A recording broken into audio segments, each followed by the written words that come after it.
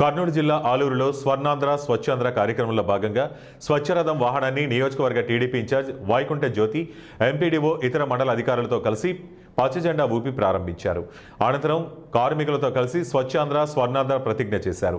కూటమి ప్రభుత్వం స్వచ్ఛాంధ్ర స్వర్ణాంధ్ర కార్యక్రమం పేరుతో గ్రామాలను అపరిశుభ్రత లేని గ్రామాలుగా చూడాలనే ఉద్దేశంతో మండలానికి ఒకటి చొప్పున స్వచ్ఛరథాన్ని ఏర్పాటు చేసిందన్నారు.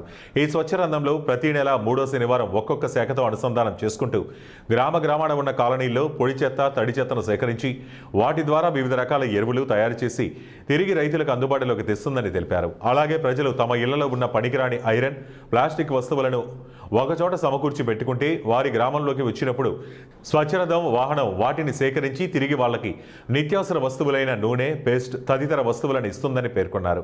చెత్త ద్వారా సంపద వచ్చే విధంగా కూటమి ప్రభుత్వం ఇలాంటి కార్యక్రమాలను చేపడుతుందని, వాటిని ప్రజలు సద్వినియోగం చేసుకుని తమ పరిసరాలను అపరిశుభ్రత లేని గ్రామాలుగా చూడాలని తెలిపారు. ఈ కార్యక్రమంలో మాజీ జెడ్పీటీసీ మీనాక్షి నాయుడు, మండల ఎంపీడీఓ, పారిశుద్ధ్య కార్మికులు పాల్గొన్నారు. ప్రతి నెల 3వ శనివారం స్వర్ణాంధ్ర స్వచ్ఛాంధ్ర కార్యక్రమాన్ని ప్రతి నెల 3వ శనివారం నిర్వహిస్తున్నాము. దీంట్లో భాగంగా ఈ రోజు స్వచ్ఛ రథం అని చెప్పేసి ఆలూరు మండలంలో ప్రారంభించడం జరిగింది.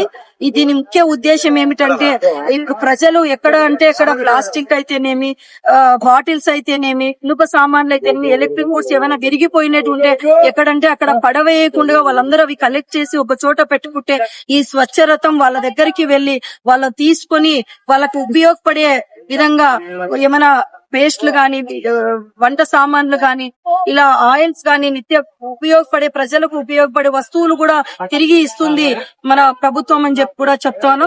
ఈ రోజు థీమ్ వచ్చేసి ప్రతి నెల ఒక్కొక్క థీమ్ తో మన కార్యక్రమాలు నిర్వహిస్తా ఉన్నాం. ఈ రోజు థీమ్ వచ్చేసి 0